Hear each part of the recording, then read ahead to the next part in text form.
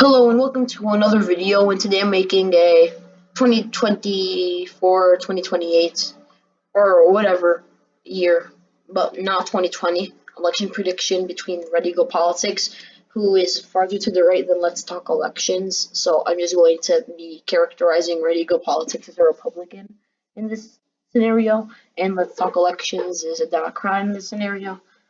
I want to start off by giving Let's Talk Elections the obvious safe states. So let's start off by doing that. Yeah, okay, that's right. We have Red Eagle Politics. He'll take all of the Republican safe states here. Iowa and Ohio, they're trending towards the Republicans. I doubt Red Eagle Politics would lose any of the Trump voters who voted for him in 2016 and will vote for him in 2024. He do well with the white working class in Ohio and rural voters in Iowa. I think that the red in his name and politics in his name as well will make Red Eagle Politics take Georgia and North Carolina. Many Republicans will be very excited to vote for a candidate like that. And Alaska. Okay, so we have California, Washington, Hawaii, New Mexico, Colorado, Nevada. They're trending towards the Democrats. High Latino population in these states. I think that Let's Talk Elections will be able to solidly take these states. You have Virginia, very moderate state, a very big establishmentarian population.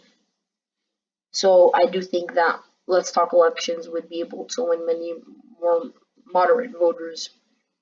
So I think that he'd be able to take that state. Then we have the Northeast, where we have Let's Talk Elections basically taking all of the Northeast. He has a pretty good Northeastern appeal that would help him in New Hampshire, Maine at large, Maine's first congressional district. I think Red Eagle Politics is a Trump type of Republican. I think that would be enough for him to win Maine at large. Maine's second congressional district. So he take that state. Let's Talk Elections carries Illinois. We have Let's Talk Elections carrying Texas for obvious reasons. He always talks about how it's going to flip in like 2024. So I think that would be enough to energize the voting base in Texas. The same thing with Oregon. You'd have Red Eagle Politics talking about how the state will flip.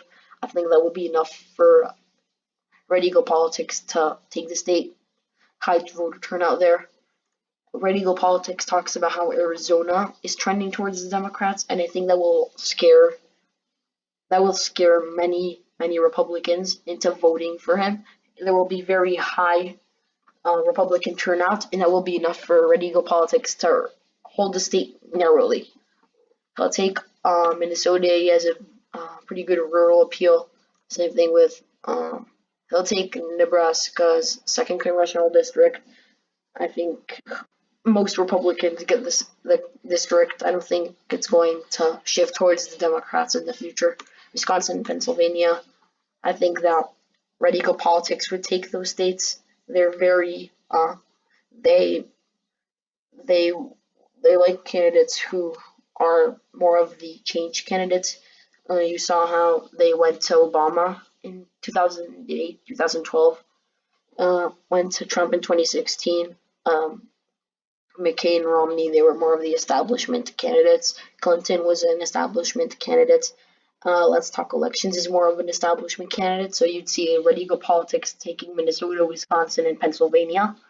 You have Red Eagle Politics taking Florida.